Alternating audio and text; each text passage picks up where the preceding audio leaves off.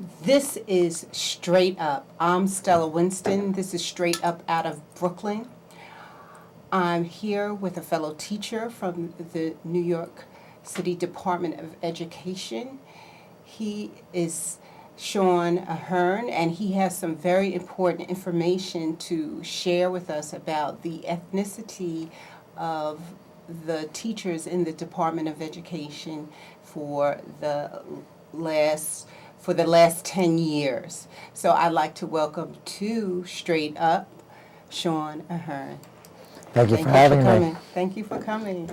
So before we get into all your information, I started in the Department of Education. I owe it to my mother. My mother was a teacher, a special ed teacher.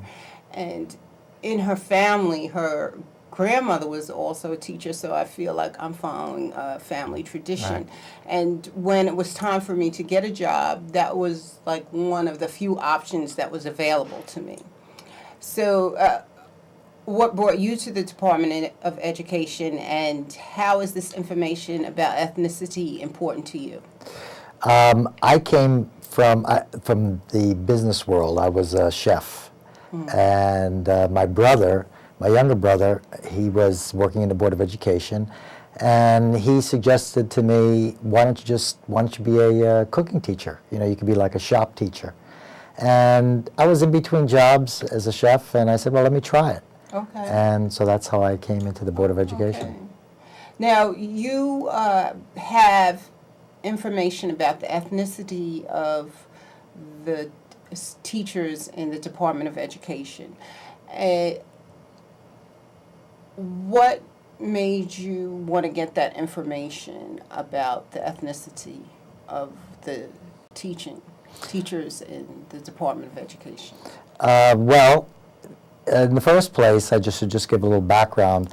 I grew up in New York City, and in 1968, I was a high school student on the Lower East Side in one of the experimental control districts during the whole decentralization community control struggle. And my high school, the U of T went on a strike, led a strike there for about 3 months. It was a series of different strikes in 1968. And in my high school, there was a Black Panther Party chapter, and some of the more progressive teachers, they opened up the school. I was only in 10th grade at the time, but they opened up the school and they ran it like a liberation school. So I had a very different, and I come from a union family and everything, but this was a strike that was a bad strike, and so I sort of had that experience, and I firsthand, and but later on, many years later, when I became a teacher, I thought back about those years. And I read a book called The Strike That Changed New York by Gerald Poder.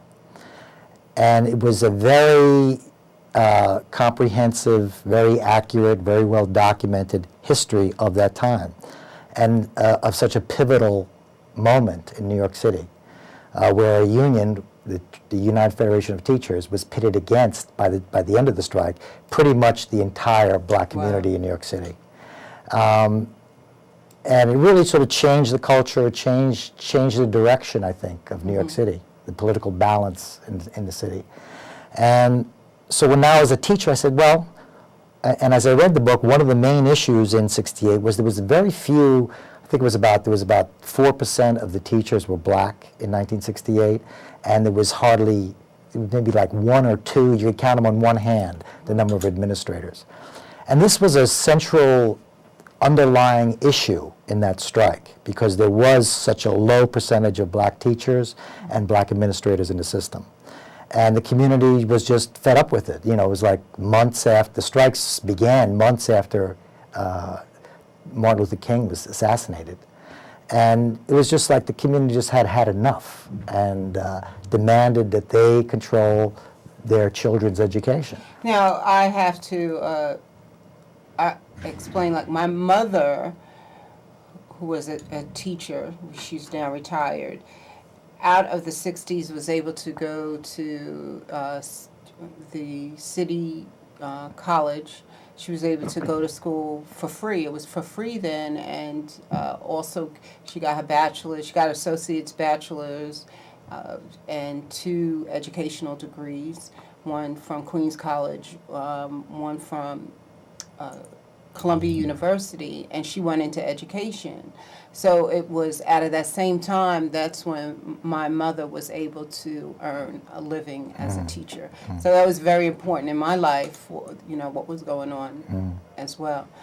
So now you've become a teacher, and what have you witnessed? What it helped the 60s to make way for more teachers of color to enter into the workforce. Is that true? Definitely. Pretty much after that after the 68 strike, for the next 30 years, there was a gradual increase, incremental, but there was a gradual increase of both Black and Latino educators and administrators into the system. And that, I have some of the numbers. Okay.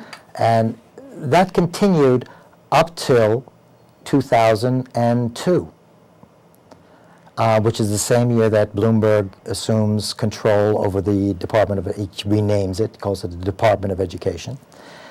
And so after reading the Strike That Changed New York, I went to the UFT archives and I asked the director of research, Maisie McAdoo, and I asked her, I said, do you have any information about, what are the current numbers today? And she gave me a printout from, on the side of it said Eva Moskowitz, and she was at the time, she was on the city council and she was the chairperson of the education committee on the city council. So this was a printout, and I still have it here, and it shows the number of new hires from 1998 through 2002. Okay. And I looked at the number, and I saw, the incremental increases, and all of a sudden, in 2002, the number drops from 27 black teachers in 2001, the new hires, the percentage of people being hired, 27% of the new hires were Black. In 2002, it's 19%. So it went down. It went down in a significant percentage after years of slow increase. So I brought this to the attention of some of my colleagues, and I went around and I tried to say, what's going on here? Because So do you have information for subsequent years? Yes, I do. And are the numbers decreasing as well? Yes. The numbers are decreasing as a percentage of the new hires.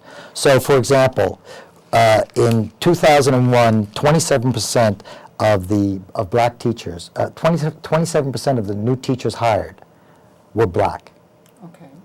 And the latest numbers that we have now, in 2008, we're down to 12%. Wow. So this is a significant change, and given the high rate of turnover in New York City, you would expect that there would be a large change in the total number, because if 4,000 or 3,000, well, with retirement and resignations, because there is a very low rate of retention amongst teachers in New York City.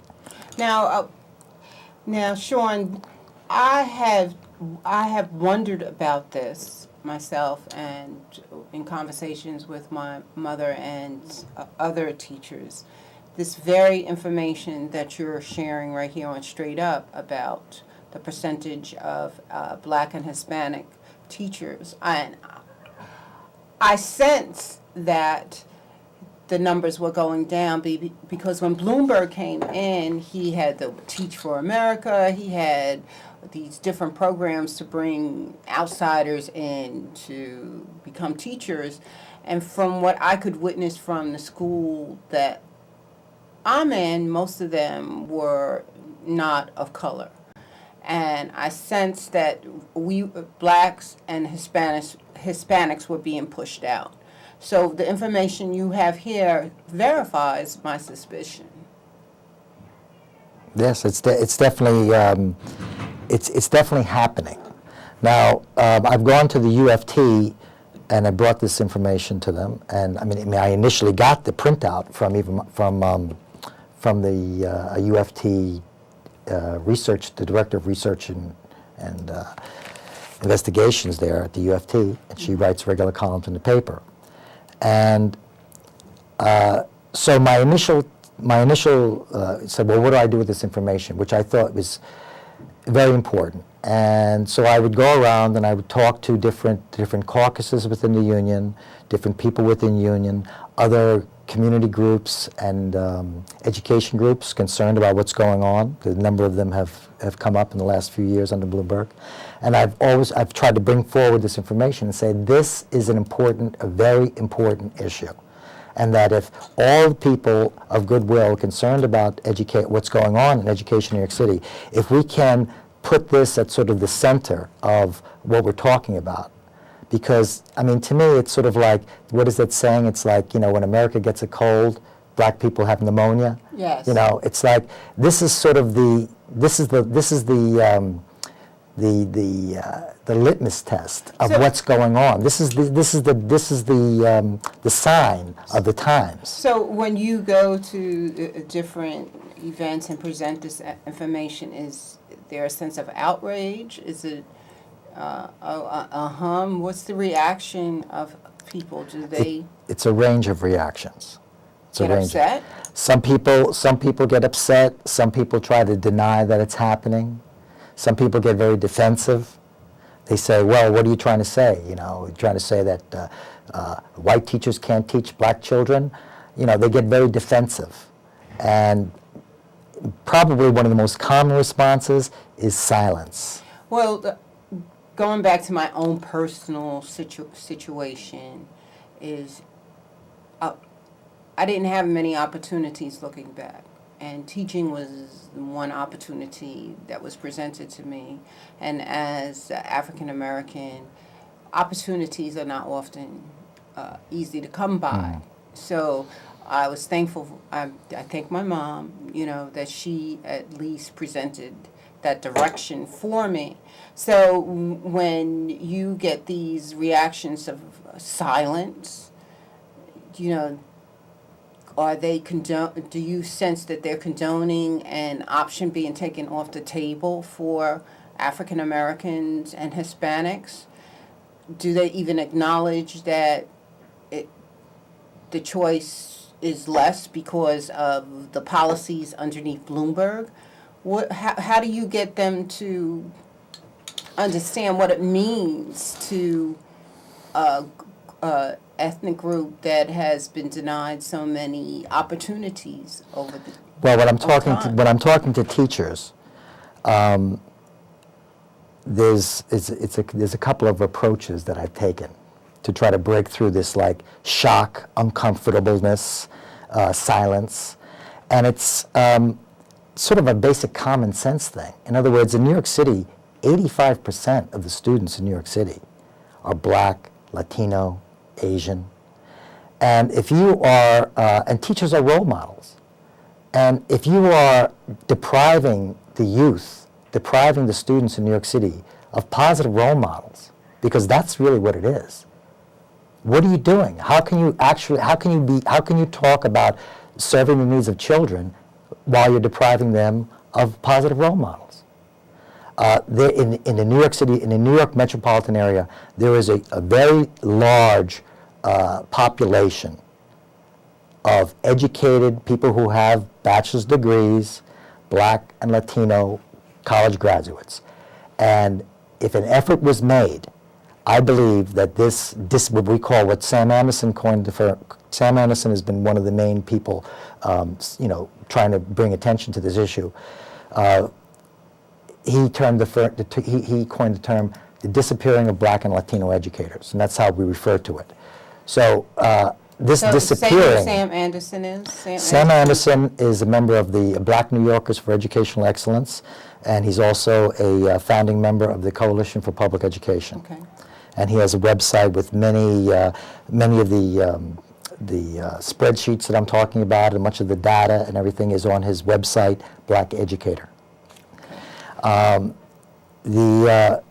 So it's a basic thing about serving your students, and you cannot be an educator in New York City unless you can't be effective, in my opinion, unless unless your focus is about serving your students. You have to want to do what do for your students, and I think this is a very positive step for all teachers, for the UFT, to be the whistleblower on the disappearing of Black and Latino educators, and to stop and reverse this disappearing. Now, have you or Sam Anderson addressed the Bloomberg administration on this information that you have right here at your fingertips? And if so, what is their response? We have not tried to have a meeting with Bloomberg. I mean, I guess we see from all of his actions and all of his policies, our response has been pretty much that, none of this stuff would be going on if we didn't have mayoral control. And that really has to be repealed. And that's the message. I mean, we've spoken to spoken to some of the city council people and some state senators and assembly persons, and there was testimony given to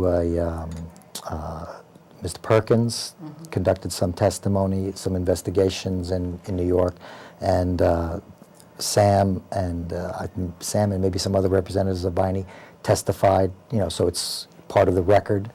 And Sam was also able to interest, for the first time in 2006, I believe, a reporter from the Amsterdam News inquired with the DOE and wrote a story about the disappearing Black and Latino educators. And that was the first time that I got the second set of data, because she, as a reporter, the DOE gave her information, and they responded to her requests for information, and then they gave the explanation. Well, what's happening, right? So that's the 2006 Amsterdam News article, which is the first article that I'm aware of that really breaks this story. The next reporter that we got interested in doing something was Elizabeth Green, and she did an article for the last issue of the New York Sun, which is not considered a very liberal newspaper, but she got in the final issue, she must have slipped it in there, and she wrote another follow-up in 2008, and so she obtained the most recent statistics that we have from the DOE up to 2008. And the numbers continue, the decline continues. We don't have anything right now past 2008, and if you look at the 655 report from the New York State, you can't get any. They're so far behind. It's you can't get any more up-to-date information. It's very difficult to get information from the DOE since Bloomberg has taken over, and you can understand why, because I think just the numbers by themselves call attention to what is going on here. Well, what are some possible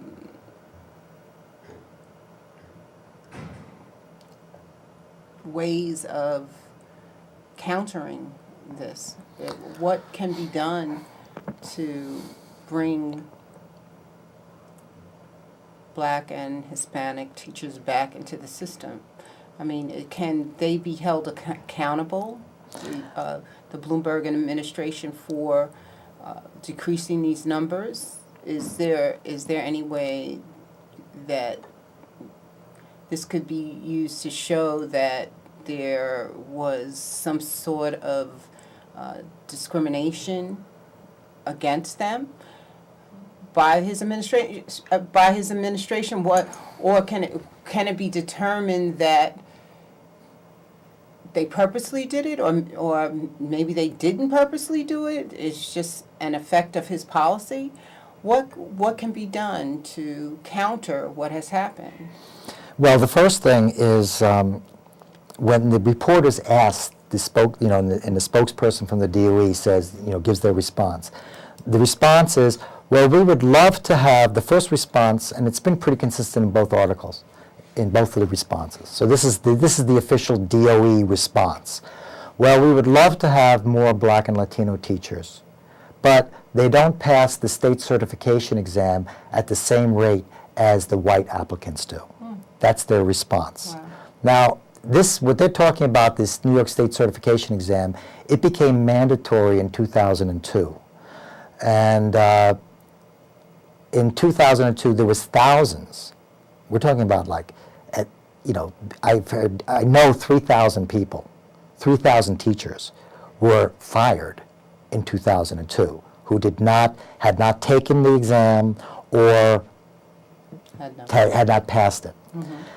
Many of these teachers had advanced degrees and had served in difficult schools for many years.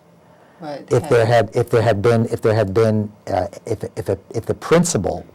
principal had any say in whether or not this person should be retained or not, they would have advocated for those teachers because they had good service records, and were important members of the school communities. There was no effort on the part of the UFT to try to grandfather these people in who had served for sometimes up to 10 years, had been teaching.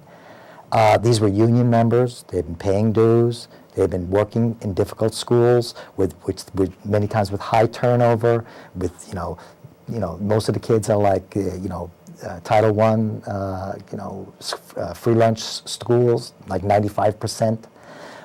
Lots of problems in the schools, lots of obstacles.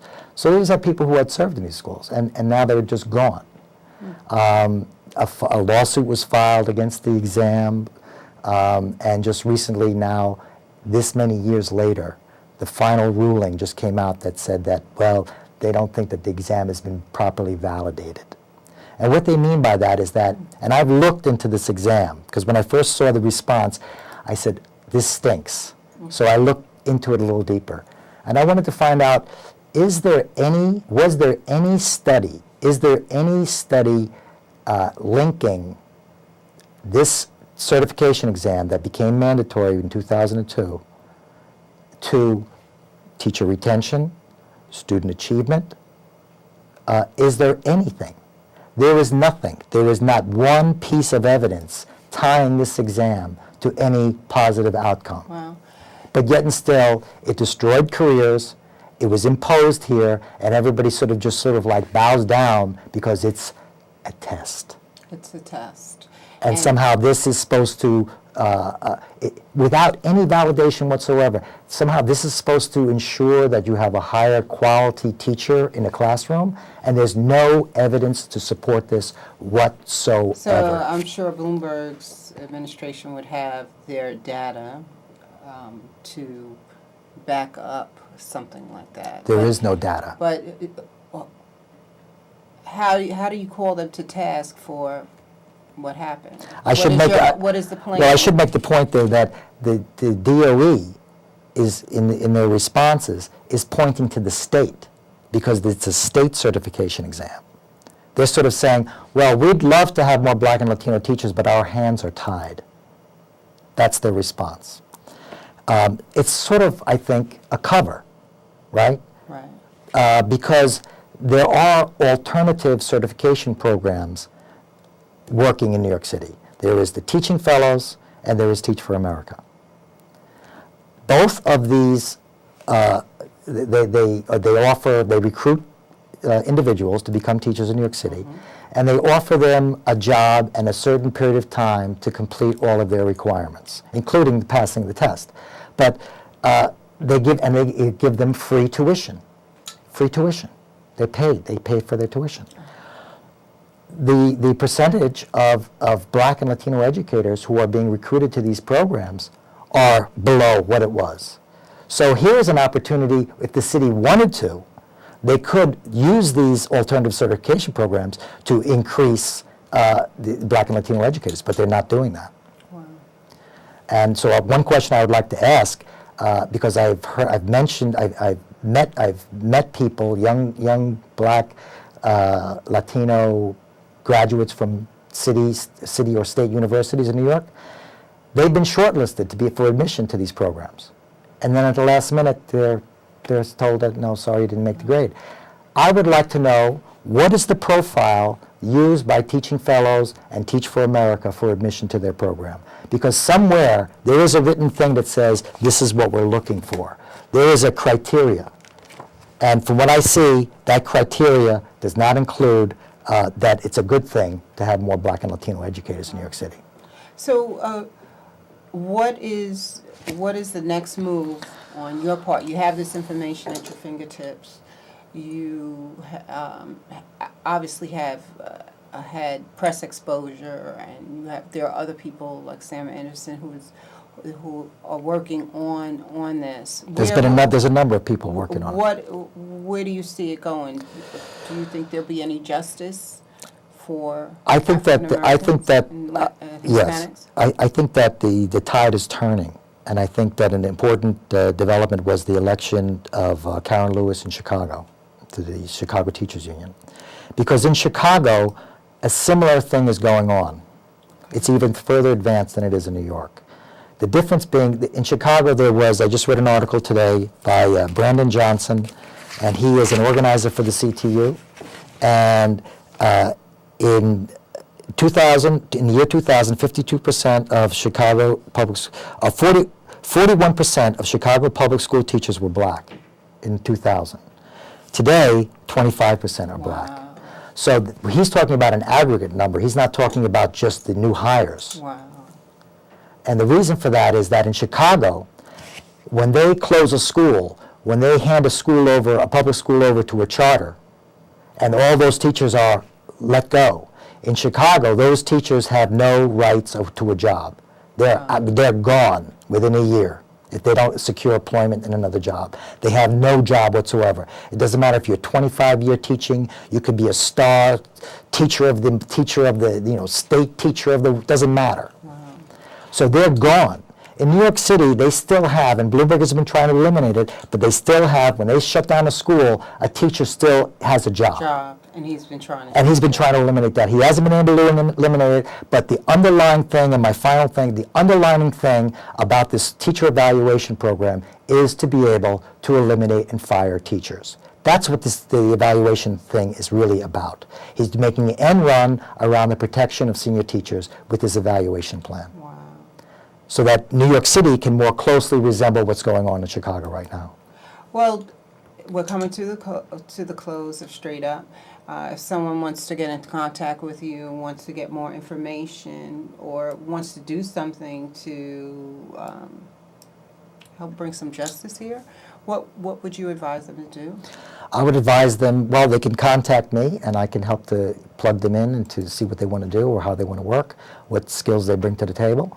They can write a letter to their union president. If they're a teacher, you can write a letter to your union president, Michael Mulgrew, expressing your concern about this development and asking what the UFT is going to do about it.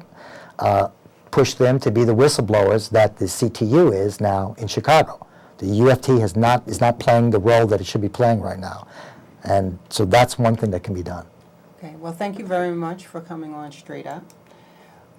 It's been very informative and interesting, Sean Ahern, and I'll have you back one day. Can I just say one more thing? Go ahead. I'd like to give a shout out to G2 Wayusi, who was one of the leaders of the 1968 struggle for community control, and our wishes our prayers are with you, G2. He's struggling with some health issues right now, and I just wanted to mention his name. All right. Thank you very much. Thank you.